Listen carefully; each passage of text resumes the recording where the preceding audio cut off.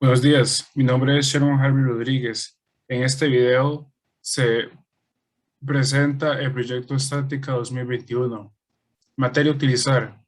Se hizo uso de la teoría correspondiente al capítulo 6 del libro de texto Estática de R.C. Hibbeler, Análisis estructural, armaduras espaciales, que incluye métodos como sumatorios de fuerzas para sistemas en equilibrio.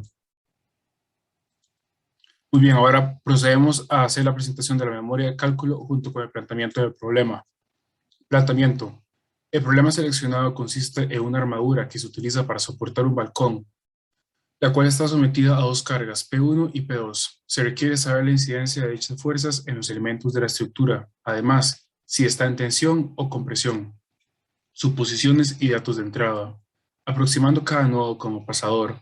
Considere P1 como una fuerza que varía entre 500 y 1000 libras. Por otro lado, P2 varía entre 0 y 500 libras. No se toma en cuenta el peso de la armadura como tal. Metodología. El objetivo es encontrar la fuerza en cada uno de los segmentos de la armadura. Por lo tanto, primero se procede a resolver por la fuerza en un nodo de la armadura donde no estén variables que imposibiliten resolver las ecuaciones correspondientes. Por ejemplo, la fuerza en el segmento AD. Utilizando dichas incógnitas se encuentra la fuerza en otro segmento, adyacente al mismo, como la fuerza en el segmento AB. Se utiliza el mismo procedimiento para encontrar más incógnitas, como la fuerza tanto en los segmentos BD y BC. Por último, se encuentra la fuerza en los segmentos que implican la utilización de más incógnitas despejadas, como los segmentos DC y DE. Entre los datos que el problema nos brinda son los puntos donde se encuentran los nodos, a donde se aplican las fuerzas P1 y P2, los ángulos entre los segmentos, la distancia entre los segmentos y la altura total de la armadura. Para los cálculos de validación, en el nodo A, recordemos que esta estructura está en equilibrio y por lo tanto las sumatorias de fuerzas son iguales a cero. Además, si está en tensión o compresión depende del resultado, el cual veremos próximamente. En el nodo A, la sumatoria de fuerzas en Y serían la componente Y de FAD menos P1, del cual se desprende que P1 es igual a sen de 45, que FAD es igual a P1 sobre sen de 45. La sumatoria de fuerzas en X. En esta tenemos FAB menos FAD por coseno de 45. De aquí se desprende que FAB es igual a FAD por coseno de 45.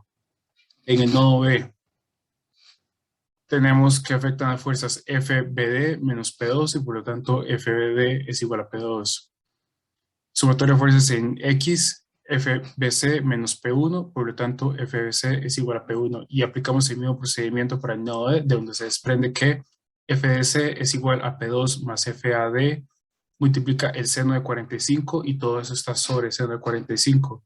Y de la misma forma la sumatoria del eje X, a donde FDE es igual a FAD por coseno de 45 más FDC por coseno de 45. Ahora, para los resultados, utilizando P1 como 500 libras y P2 como 0, tenemos los resultados de las fuerzas en cada uno de los segmentos.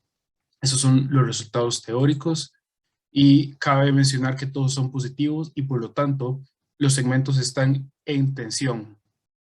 Muy bien, ahora la variable a utilizar, escogí la fuerza en los segmentos porque es aquello que cambia en la armadura. Para validarla, desarrolló un programa en Python con la librería Matplotlib que demuestra el cambio en la fuerza de cada segmento según varían las cargas externas. Escogí este método porque me pareció la manera más clara y segura de validar el problema. Ok, ahora para la explicación de la validación. Primero tenemos que importar las librerías correspondientes que serían math y NumPy, además de Matplotlib. Le damos valores iniciales a P1 y a P2. Solicitamos al usuario valores entre 500 y 1000 para P1 y entre 0 y 500 para P2. Generamos listas vacías a donde luego vamos a introducir resultados. Introducimos los valores introducidos por el usuario en las ecuaciones que generan las fuerzas en los diferentes segmentos. Se crea un ciclo que compara los valores de las fuerzas externas para definir si están dentro del rango solicitado.